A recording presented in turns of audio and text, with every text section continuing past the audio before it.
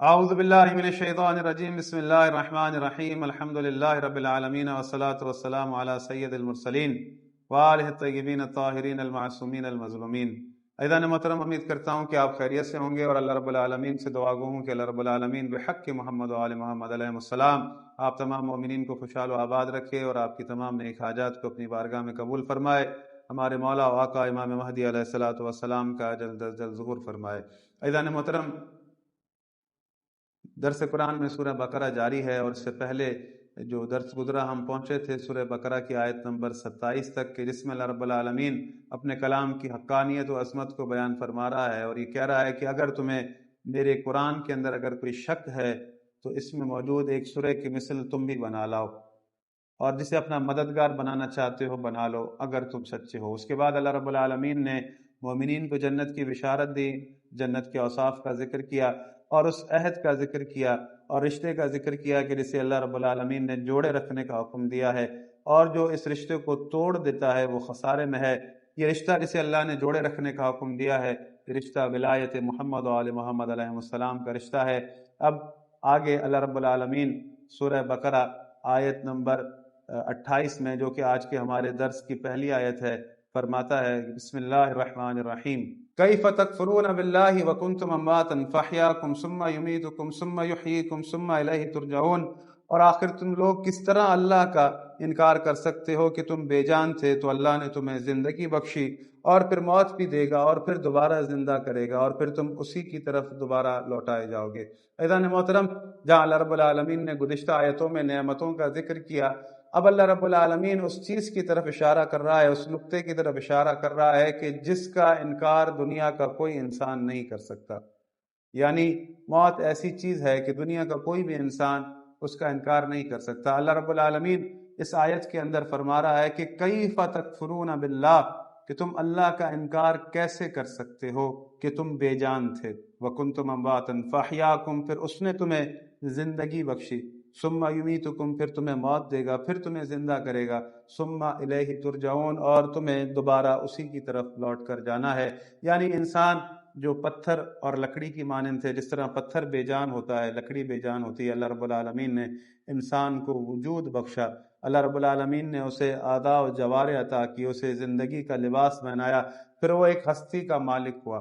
اللہ رب العالمین انسانوں کو اس بات کی طرف بھی اشارہ دلا رہا ہے سورہ نحل آیت نمبر 78 میں کہ واللہ اخرجکم من بطون امہاتکم لا تعلمون شیئا وجعل لکم السمع والابصار والافئدہ لعلکم تشکرون،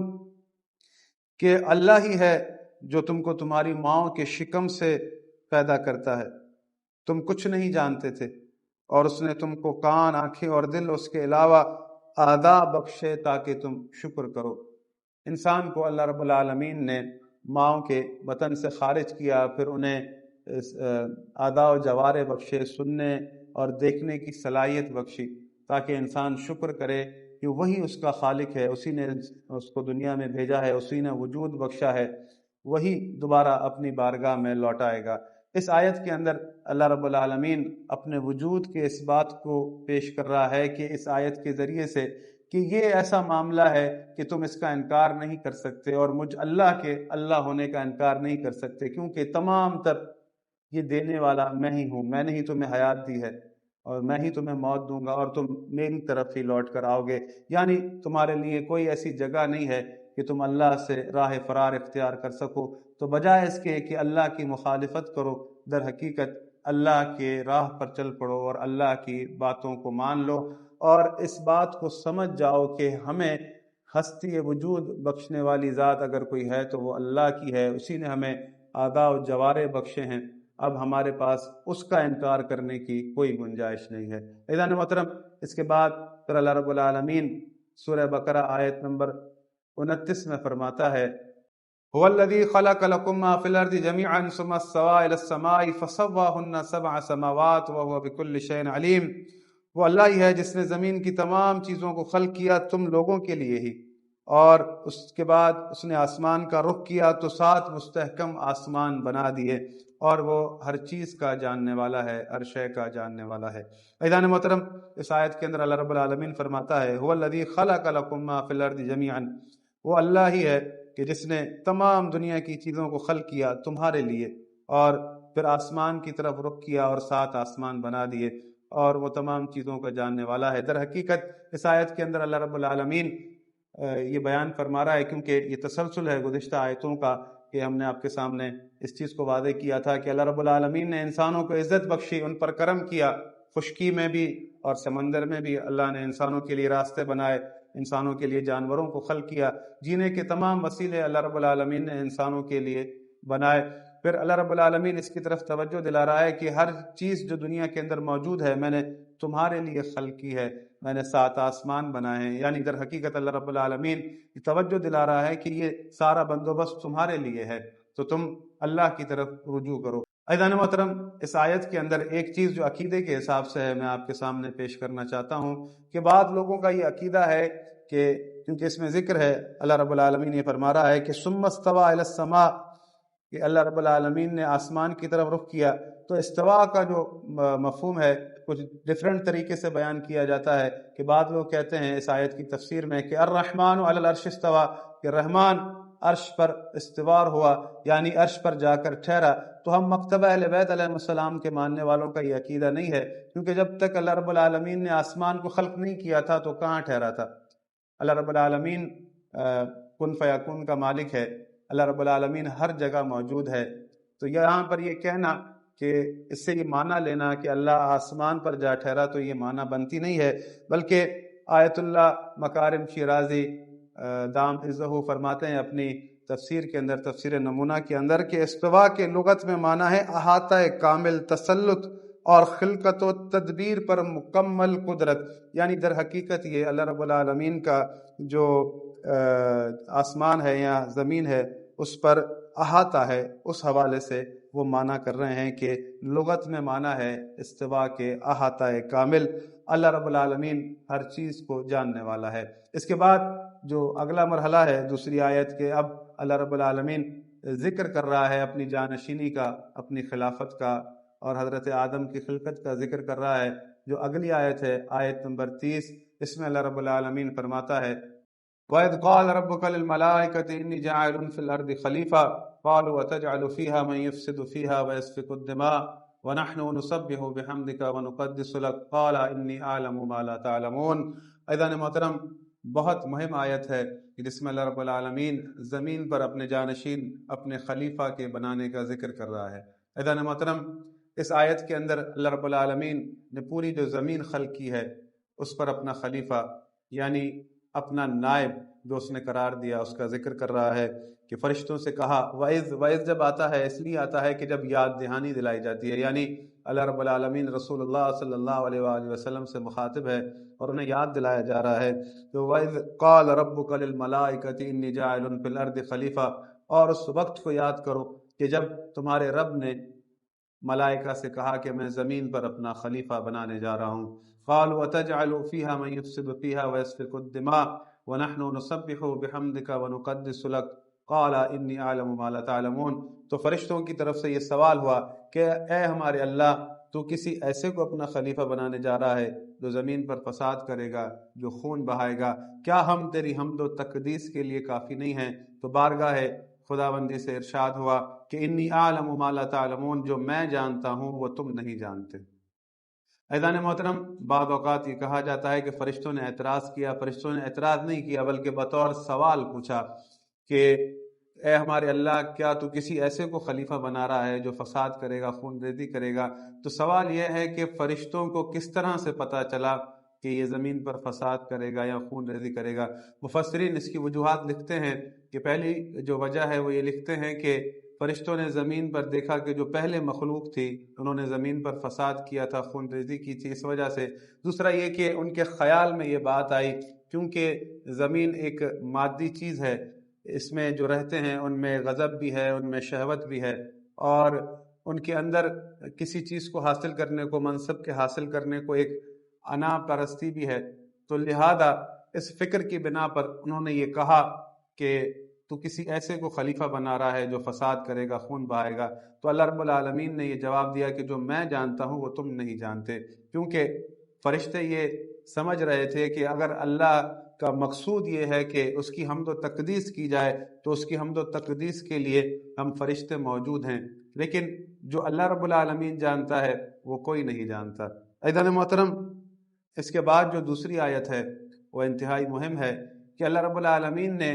برتری جو دکھانا چاہی اپنے خلیفہ کی، اپنے نائب کی، وہ یہ ہے کہ اللہ رب العالمین نے اسے علم عطا کیا کہ وَعَلَّمَ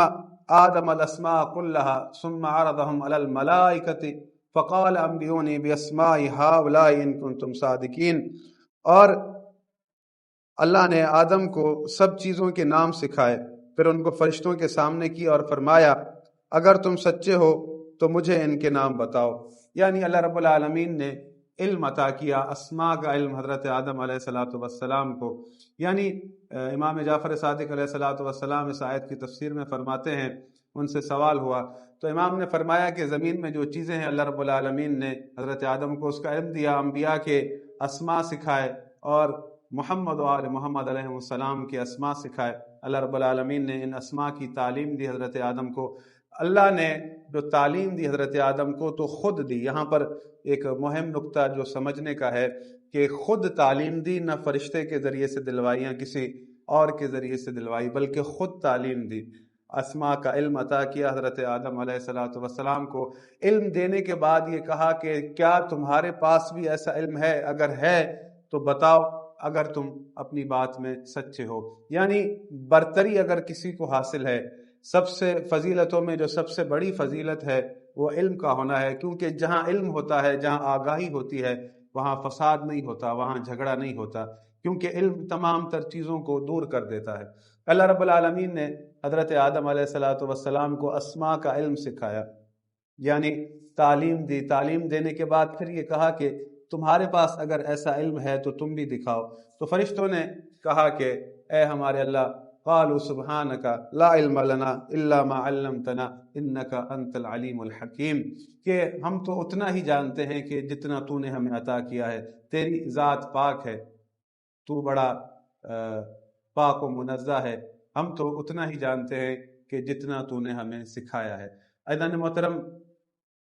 اللہ رب العالمین سورہ مجادلہ کے اندر فرماتا ہے کہ یرفع اللہ الذین آمنوا منکم والذین اوتوا العلم درجات، اللہ اسے بلند رکھے گا کہ جسے اللہ نے علم عطا کیا ہے تم مومنین میں سے۔ اللہ رب العالمین نے اپنی خلافت کا ذکر کیا تو یہ خلافت فقط حضرت آدم علیہ السلام کے لیے نہیں تھی، بلکہ ان کی نسل میں قیامت تک کے لیے ہے، کیونکہ اس بات کے واضح ثبوت موجود ہیں قرآن کے اندر کہ اللہ رب العالمین کے یہ ارادے میں ہے کہ وہ خلافت کو قیامت تک رکھے، زمین پر اپنا جانشین قرار دے، اپنا نائب قرار دے۔ تو آپ یہ آیتیں پڑھتے رہتے ہیں، بہت مشہور و معروف آیت ہے کہ اَمَّن يُجِيبُ الْمُضْطَرَّ إِذَا دَعَاهُ وَيَكْشِفُ السُّوءَ وَيَجْعَلُكُمْ خُلَفَاءَ الْأَرْضِ، کہ اللہ رب العالمین تمہیں زمین پر خلیفہ بناتا ہے۔ یہ تمام تر آیات موجود ہیں قرآن کے اندر بطور ثبوت کے خلافت کا سلسلہ قیامت تک جاری ہے۔ عزیزان محترم، مہم چیز جو اس کے اندر سمجھنے کی ہے کہ اللہ رب العالمین نے خود علم دیا، برتری علم کو حاصل ہے، کہ اگر فضیلتوں میں کوئی سب سے بڑی فضیلت ہے تو وہ علم کا ہونا ہے۔ یعنی قیامت تک ابتدا میں ایک ہمیں کرائٹیریا مل گیا، کیونکہ یہاں پر غور و فکر کی ضرورت ہے کہ اللہ کا خلیفہ زمین پر وہ ہوگا کہ جسے اللہ نے علم سکھایا ہو، اللہ نے علم عطا کیا ہو، علمی حوالے سے وہ اوپر ہوگا، کیونکہ اللہ کے ارادے میں ہے کہ اللہ اسے بلند رکھے گا کہ جسے اللہ نے علم عطا کیا ہے، کیونکہ جس کے پاس آگاہی ہے، جس کے پاس علم ہے، وہی برتر ہے، اور یہ قانون قیامت تک رہے گا۔ دوسرا نقطہ یہ کہ اللہ رب العالمین نے جب حضرت آدم علیہ السلام کو خلیفہ بنایا تو بغیر کسی مشورے کے، بغیر کسی اور عمل کے، بلکہ بنایا، خود بنایا اپنی مرضی سے، اور یہ اللہ رب العالمین کا سلسلہ قیامت تک جاری ہے۔ اب قیامت تک جو بھی خلیفہ بنے، قرآن کے اندر ثبوت موجود ہیں کہ اللہ رب العالمین نے ہارون کو خلیفہ کہا، داؤد کو خلیفہ کہا۔ جب بھی اللہ رب العالمین نے خلیفہ بنایا تو خود بنایا، نہ کہ لوگوں کی مرضی سے بنایا یا کسی اور طریقے سے بنایا۔ تو یہی کرائٹیریا اللہ کا خلیفہ بنانا قیامت تک رہے گا، اور اللہ کے خلیفہ کی یہ نشانی رہے گی ہمیشہ، جو قرآن ثبوت دیتا ہے کہ وہ علمی طور سے بلندی پر ہوگا، اسے ارتفاع حاصل ہوگا۔ ہم دیکھتے ہیں کہ رسول اللہ صلی اللہ علیہ وآلہ وسلم نے فرمایا کہ انا مدینۃ العلم وعلی بابھا، یعنی در حقیقت رسول اللہ صلی اللہ علیہ وآلہ وسلم جانتے تھے کہ علم کو فوقیت حاصل ہے، اللہ رب العالمین نے رفعت بخشی علم کو، تو میں لوگوں کے لیے جو خلیفہ دے کر جاؤں وہ علمی حوالے سے بہت اوپر ہو، یعنی باب العلم ہو۔ رسول اللہ صلی اللہ علیہ وآلہ وسلم نے خود کو علم کا شہر قرار دیا، کیونکہ اللہ رب العالمین نے اپنے کلام میں فرمایا ہے، سورہ رحمان کی پہلی آیات ہیں کہ الرحمن علم القرآن خلق الانسان علمہ البیان۔ امام رضا علیہ السلام اس آیت کی تفسیر میں فرماتے ہیں کہ پاک ہے وہ ذات جو رحمان ہے کہ جس نے انسان کو خلق کیا، علم القرآن یعنی قرآن کو پڑھایا، خلق الانسان انسان کو خلق کیا، علمہ البیان جسے بیان کرنے کا علم دیا۔ تو یہ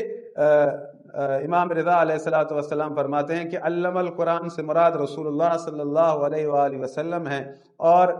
علمہ البیان کی بیان کی ذمہ داری اللہ رب العالمین نے امیر المومنین علی علیہ السلام کو دی۔ اس آیت سے مراد امیر المومنین علی علیہ السلام ہیں، رسول اللہ صلی اللہ علیہ وآلہ وسلم کے علم کے وارث، ان کے جانشین، اللہ کی طرف سے زمین پر اللہ کے خلیفہ۔ عزیزان محترم، یہی سلسلہ قیامت تک یہ قانون جاری رہے گا، اور اللہ رب العالمین نے اس امت کے لیے بھی یہ وعدہ دیا ہے اسی قرآن کے اندر، سورہ